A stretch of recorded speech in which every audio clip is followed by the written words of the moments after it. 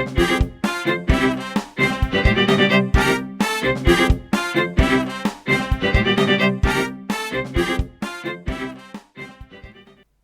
and welcome to the podcast.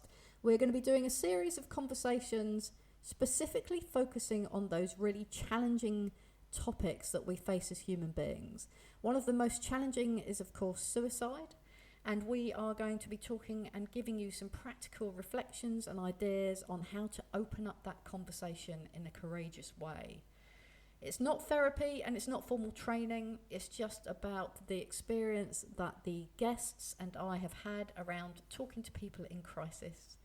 We just want to give you more confidence and support those people that you care about, because sometimes just knowing how to listen or how to open that conversation or how to stay present can make a real difference.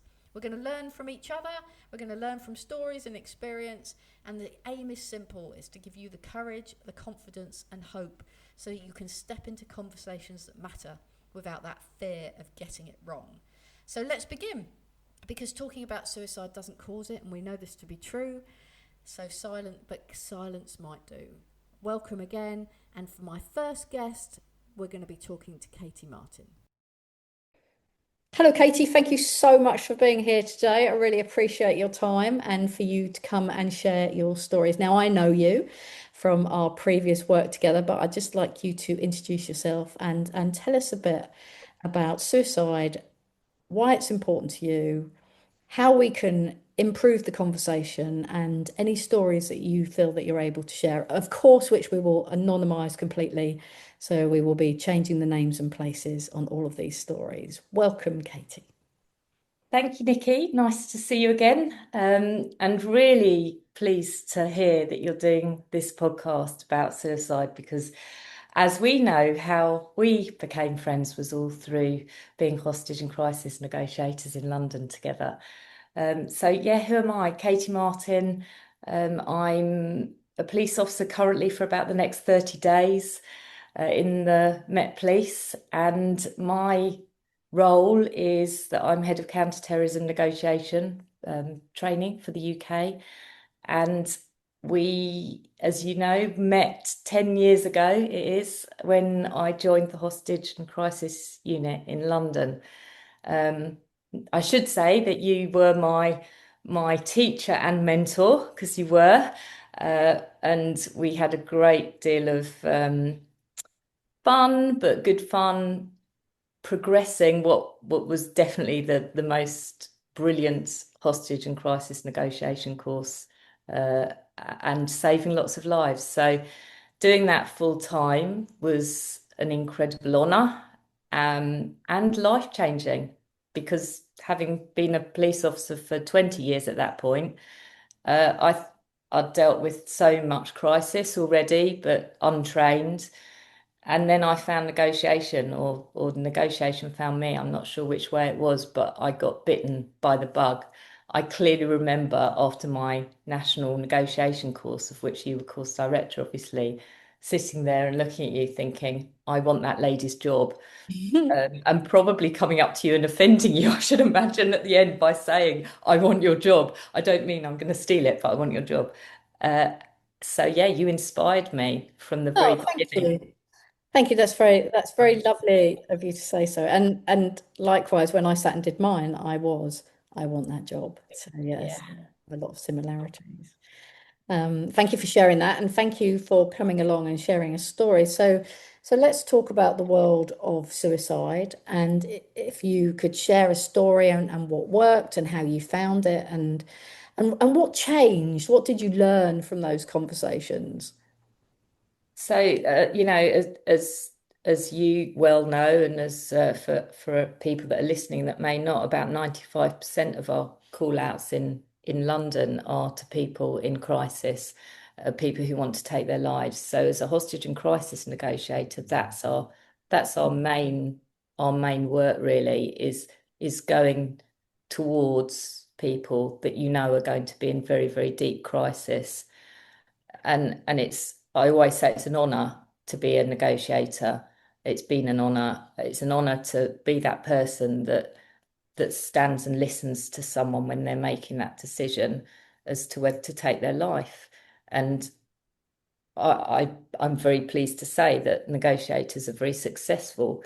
And the reason is because they have the difficult conversations that other people won't or don't have, which is sometimes the reason why people then end up on the bridge or in a difficult position and the negotiator gets called. I think what really changed for me was when I realised that we were doing all this work giving back to people in London, but actually within policing itself, we had people in crisis. And as a negotiator, I wanted to be able to use my skill set to have an impact internally. And that's when I trained as a suicide first aid instructor under Suicide First Aid UK. Along with a colleague, Derek Carroll, we made it our mission to roll out suicide first aid training extensively throughout policing. Because I'm a national officer, I'm in national counter-terrorism policing. It was funded through national counter-terrorism policing, and it meant that we could take it nationally, so not just in London. And we've trained hundreds of officers and staff now, and we've had. It always sounds like it's going to be a quite a depressing and very, very difficult day of training, and yet we leave feeling so uplifted. We leave feeling absolutely buzzing. And we say to that to the people that we're about to teach, because obviously, people sit in a room and they put their trust in you as a trainer, and you're bringing them along to do some suicide first aid training, and there's a lot of anxiety in people. And we immediately try and put them at ease and say, we promise you will walk out of here with a smile on your face and with a lighter step.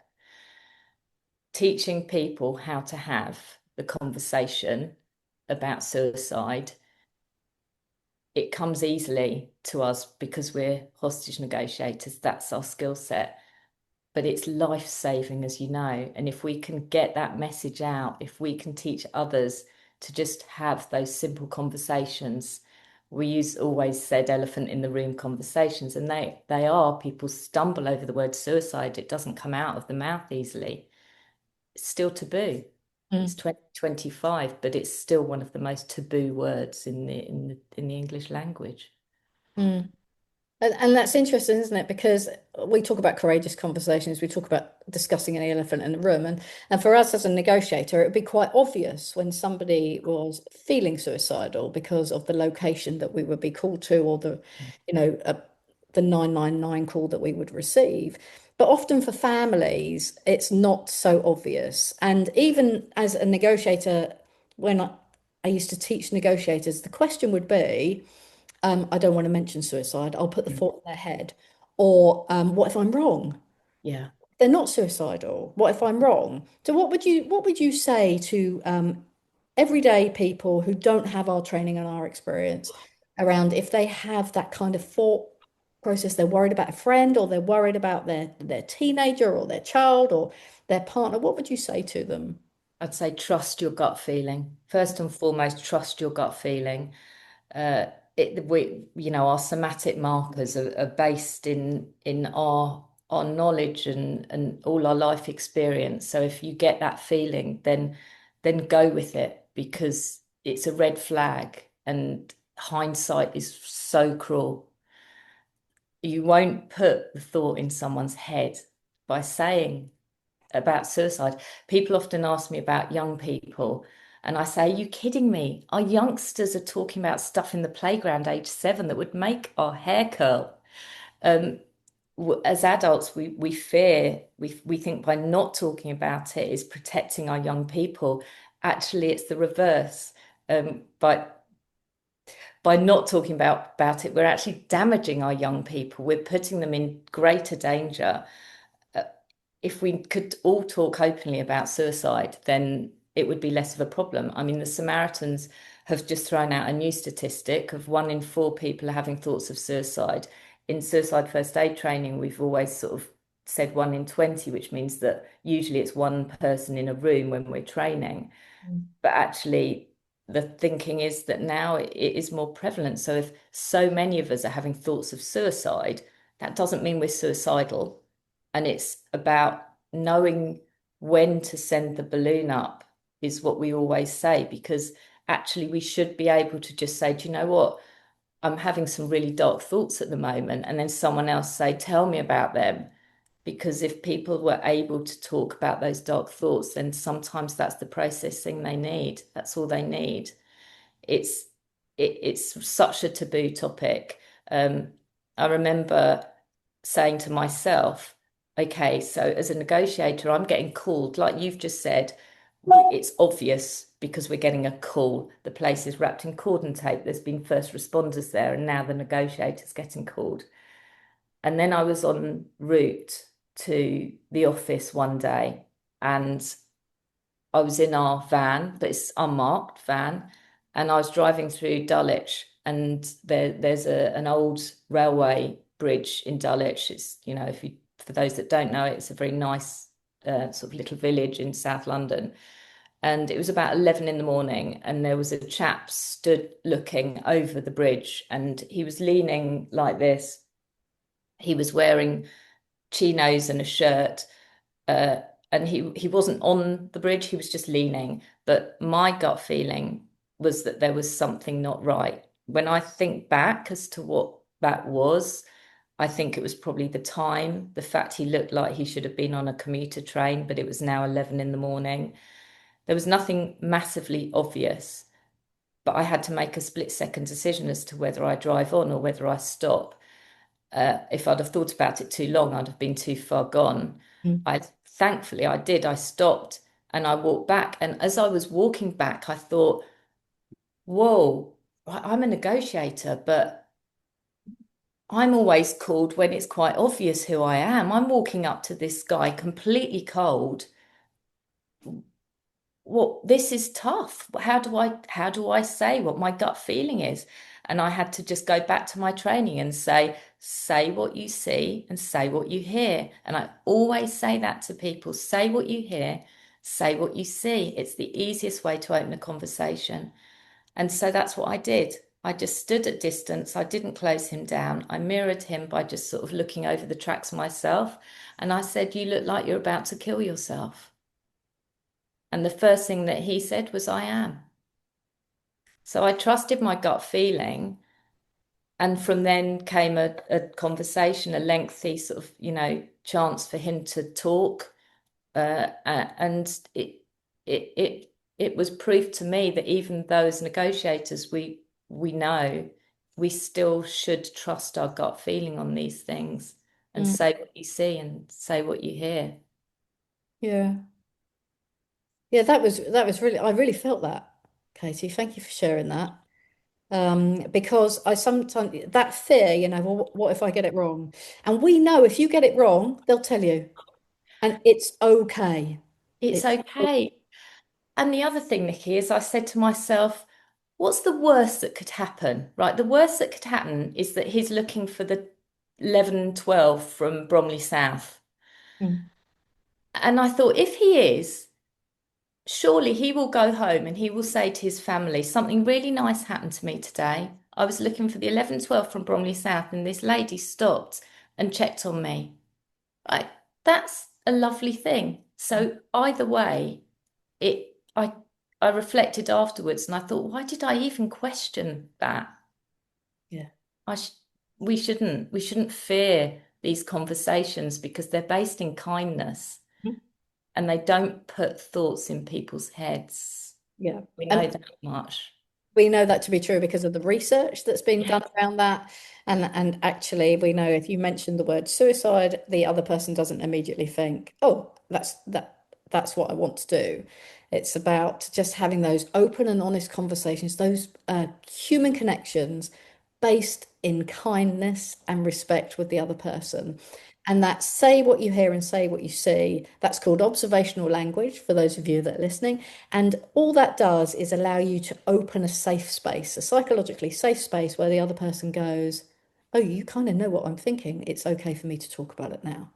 yeah, So, yeah. absolutely. And I think with suicide, because it's such a taboo topic still, that it's such a big one for someone to turn around and say to a friend, I'm feeling suicidal or I'm having thoughts of suicide. But if we release that pressure by using the word and not shying away from it, if I say to someone, you, I'm worried about you, are you having any thoughts of suicide? Then what that does is it tells someone that this person can handle that. This person can handle whatever I'm about to tell them. Whereas if I use very sort of, you're not thinking of doing something silly, are you? What I'm saying to someone is, please don't tell me that you're going to, please, I can't, it's silly, but it's not silly. How could it ever be silly? But it tells people that I'm not ready or able to emotionally take on that conversation. So language is hugely important. And we also try and lose the commit, which is absolutely ingrained in all of us because it's been commit suicide for so many years. But for families who have lost loved ones, sometimes that word can be triggering because, of course, they feel that people think their loved ones have done something wrong because of it being associated with a crime. So trying to change our language, I actually find quite quite a nice way of getting into conversations about suicide because I'll say committing or use it as a verb and people go, is that a word? Is that a word? And you go, suiciding. Yeah, it's a word. Already I'm into a conversation about suicide because the word suiciding isn't used very often. So people go, oh, that's it. You just said suiciding. That doesn't make sense. Oh, it does actually. I'm a suicide first aid instructor. And then you're into a conversation. Yeah, that's brilliant. And I know you're a mum as well, Yeah. Katey. Some people might be saying, well, I get that with a complete stranger. That's okay. I'll be able to do that. I feel comfortable if I was walking past that I would stop and ask that question, like you look like you're about to kill yourself or whatever that might be for them. And but what about when it's somebody that you love and care about? Yeah, really hard. And I've got three children. They're a bit older now, but I've always been of the mindset to share a lot about what I do and have done at work with my children. Um, and some of my friends have sometimes raised eyebrows and said, that's very, you're sharing that. But I'm very much of the opinion that as a family we can talk about any topic without anyone going like this, to the point that if my twins are at each other's throats quite a lot, if there's an argument and one of them storms off into the bedroom because of my history of policing, that's a big fear for me. That's a point where I go, someone's really emotional. One of my children's very, very emotional right now, and they've gone into a room on their own. And I then worry. And now, and for many years now, Ian, my husband, has been like, go on, go up. And I'll go up and I get one foot onto the corridor and they'll shout, I'm not suiciding. Right. So it's that open. You It's can, that open. yeah. So I quite often get asked in training by parents when do I have these conversations? And my response is always trust your parenting. You'll know when to, but don't shy away from them because if you're not having them, then someone online will be having them. And the trouble is with that is that the dark algorithms are very, very dark and very, very clever. And if you're not the counter narrative as a parent, then don't think and assume they're getting that because it's a very, very frightening space online for young people. And if those suicide algorithms get hold of them through searching or through curiosity, a young, curious mind, then hindsight, as I said before, is incredibly cruel. we've learned a lot from the likes of Ian Russell, Russell's father, who did a big campaign online about the fact that he missed that he missed the ability as a parent to feel that he could really talk to her, and she was sharing, but as he said, she was equivalent of opening the window and shouting into the universe. No one was responding in the right way. Yeah, so it's a tough one, but I come back to the fact that you won't put thoughts in minds. It's conversations that our children are already having. We as parents just fear that, and it shouldn't be feared. Great, thank you. So it feels to me as we draw our conversation to a close that there's a few things that we can share with people that are listening to them to help them have those conversations if they are worried that something is going on with somebody they work with or somebody they live with. And the first one is say what you see and say what you hear. So we know that observational language is nice and clean and it addresses the elephant in the room. And the worst thing that will happen is that they'll say, "No, I'm not. What made you think that?" or something along the lines. The second one is don't be afraid to use the word suicide and make it part of normal language Yeah. so that people, especially young people, don't feel worried about raising that. And also, as older people, we don't feel worried about raising that as well. Yeah, and I think it's really important that point to come across is that now the statistics are that our older generations are vulnerable to suicide, much more so than perhaps we've realised for a long time. It's one of the biggest killers of old people in the world, and now currently we're looking at it being the biggest killer of people under the age of 35. And yet we're not putting money into suicide prevention. We're not training this in schools. We're not talking about self-harm in terms of this could lead on to suicide. We're just talking about self-harm as if it's a rite of passage for youngsters. And we need to get better at our conversations around this and not fear them. Because self-harm, of course, for a lot of parents is part of life, that they're youngsters, and that's hard for people to cope with and deal with, let alone when I'm there sort of saying in my training, have the conversation about suicide. Don't let hindsight be cruel to you. Yeah, yeah, and that's a great point. So yeah, have that conversation.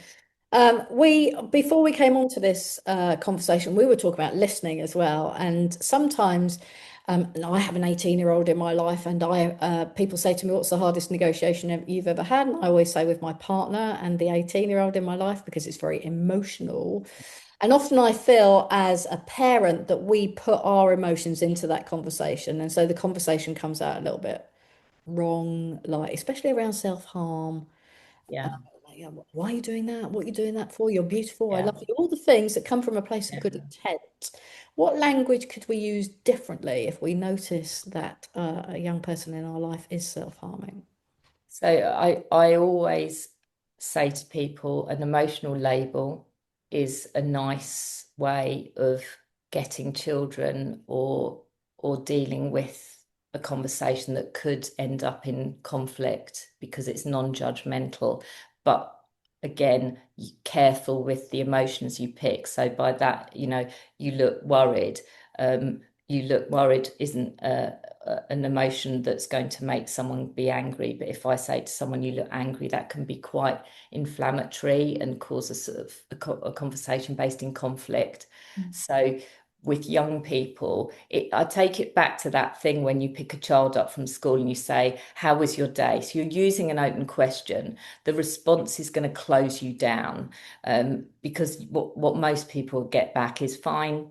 I mean, it's a running joke in our house. It's like fine.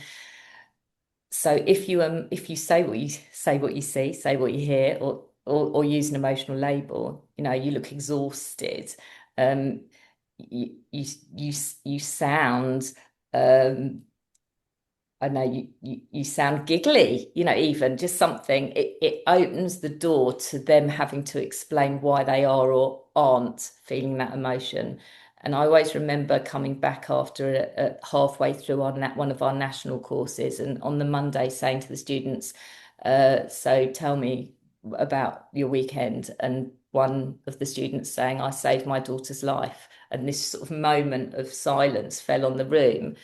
And he said, I used to walk in and I'd say to her, how are you? And she'd say, fine. And he said, I walked in and I said, you look troubled. And she said, I am. And therein opened a conversation that she had been having thoughts of suicide, just from an emotional label of you look troubled. Just a slight change in language meant that he had a life-saving conversation with her. So an easy takeaway, I think, is to label an emotion, which comes back to, as you said, saying what you see, saying what you hear. Yeah. And we also know with younger people, there's been lots of research done around this, especially in the world of child psychology, that there are places to have these conversations. So if you sit down and say, right, I want to talk to you, we get a closed, we'll automatically get a closed response. But if we're in the car side by side, or we're going for a walk, or we're doing something different, then we're more likely to be able to have those conversations. So another tip for you. So we've given quite a lot of tips around. So if you are worried, and you are thinking about, I really want to have that conversation, then there are some at least 5 or 6 tips in this conversation that you can go and have those conversations, especially with the young people in your life, or even those people that you work with. And I think the message really is, don't be afraid to have it. Don't be afraid to have this conversation. Be that person that says it. And even if you get closed down, don't worry, because a lot of people are reflectors, and that they might go away and think, actually, someone cares, and when I'm ready, I'll come back to you. That's happened to me a few times with sort of people close in my life. So don't fear being closed down. Maybe just sort of say, I'm here. I'm here, and I can deal with anything that you're going through right now in your own time. You know where I am when you're ready, because they might not be ready at that moment, even if you are. But we're carrying on this training because it's such an important part of what we do. So my new company, it'd be wrong for me not to plug it, is Girls Who Dare. Plug it. Yeah, please plug away and tell us how we can find out more about suicide training, and also the Dare Together We Rise. Dare Together We Rise. So we're all about making sure people are uplifted and are given the space to grow, whether that's a young person needing sort of some networking, some mentoring, females, but more importantly, that we're a training team that deliver training, a female training team, and suicide first aid training is a huge part of what I want to do in that. So we can be contacted on our website or through info@girlswhodare.co.uk or through LinkedIn. If you're an organisation and you wish to put suicide first aid training out there, then please do speak to us, because the more we can spread this training, the more lives we can save. And I definitely want to carry it on post-policing. It's one of the best things I've ever done. So thank you for having me on, Nicky. Oh, it's a pleasure. Thank you. I've enjoyed our conversation.